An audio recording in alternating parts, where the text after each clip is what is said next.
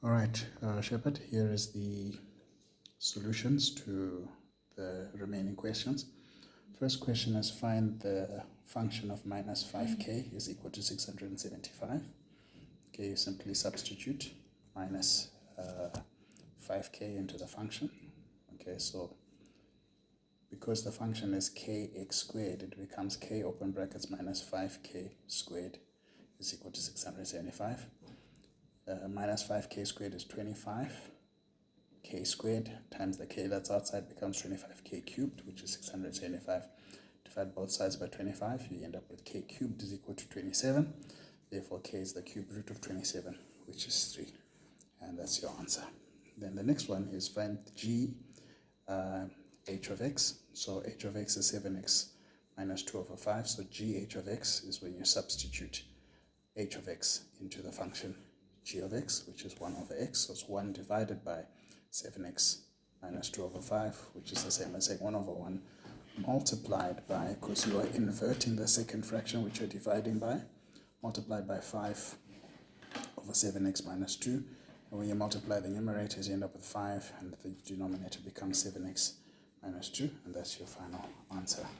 Then find the inverse of the function h of x plus j of x. So you just find the inverse of h of x. Let y is equal to 7x minus 2. Make x the subject, then swap them around. So the h inverse of x is 5x plus 2 over 7 plus j of x, and j of x is 3 minus 10x over 14. And then you put them both under the denominator of 14. 7 goes into there twice, so 2 multiplied by the numerator, 2x plus 2 plus 3 minus 10x, and everything works out nicely. The 10x's cancel, you end up with 4 plus 3, which is 7 over 14, which is 1 over 2, or 0.5 as your final answer. Then this is a very interesting question. I think I explained a little bit. So the length of AD is k, the length of AB is also k. So you know that the area of the square, okay, is length squared, which is k squared. The area of a sector is theta over 360 times pi r squared. So what is radius? Radius is this distance here.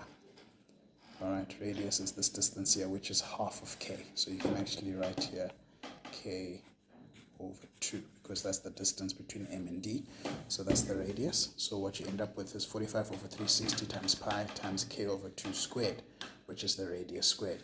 So the shaded area is the area of the square minus the area of the sector, which is k squared minus 45 over 360 times pi times k over 2 squared.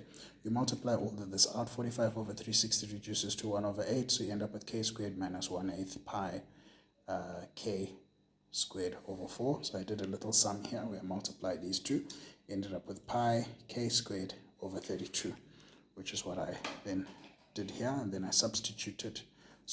factorized k squared out, and I was left with 1 minus pi over 32 as my numerator over k squared, because k squared is the area of the square. The k squareds cancel, and when you're finding percentages, what you want over the total amount times 100 over 1. So I ended up with 1 minus pi over 32 times 100 over 1. Put all that into your calculator, you get 90.1825, and then to 3 significant figures, 90.2%. This question here is a upper bound, lower bound question. It says Neha has a piece of ribbon of length 23 correct to the nearest centimeter, and from this ribbon she cuts off a piece with length 87 millimeters correct to the nearest millimeter. Okay, so that's nice. So 23 upper bound to the nearest centimeter is 23.5, lower bound 22.5. 87 millimeters upper bound is 87.5, lower bound 86.5, because just to the nearest millimeter. So to get the upper bound figure here, it's you subtract the smallest from the biggest. So 23.5, okay, minus the smallest amount, which is 86.5. But 86.5, that's millimeters, so you need to divide that by 10 to get centimeters. And then you punch all that at your calculator, you get 14.85. It works out perfectly. Then lower bound is the smallest value minus the biggest value, so 22.5, which is the lower bound, minus the biggest value, which is 87.5. Again, divided by 10 so that you have dealing with centimeters only, and you end up with 13.75 centimeters. It works out beautifully. Then this question, similar to the other one that we did earlier today, 5, you factor out x and you end up with 5 minus x. 25 minus x squared is the same as saying 5 squared minus x squared, so you end up saying x, open brackets, 5 minus x, 5 minus x, 5 plus x. You remember the rule we talked about. 5 minus x cancels, leaving us with x over 5 plus x. This question here is quite nice. You solve the equation, you end up with sine x is equal to negative 2/3, sine inverse x is equal to sine inverse negative 2/3, which is negative 41.81. And similar to the question we did earlier, you can work it out this way, where you are saying 180 plus 41.81 or 360 minus 41.81, or you extend your sine graph and then you realize that it's minus 41.8 to one decimal place, and then where does it intersect? Same place.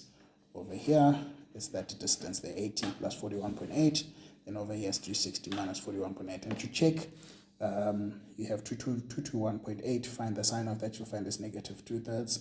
You find the sine of this figure is negative 2/3. So similar to the previous question that we did. Very nice. And then this one as well, similar to the other question that we did. If you remember, y is inversely proportional to the cube of x minus 1. So y is equal to 9.45 when x is equal to 3. So you simply say y is equal to a constant over x minus 1 cubed. 9.45 is equal to k over 3 minus 1 cubed. So it's the same as multiplying by the denominator there, which is actually 2 cubed. So it's 9.45 times 2 cubed, which is 75.6. So your equation becomes y is equal to 75.6 over x minus 1 cubed. So when x is equal to 4, you substitute that into the equation. So you just say 75.6 over 4 minus 1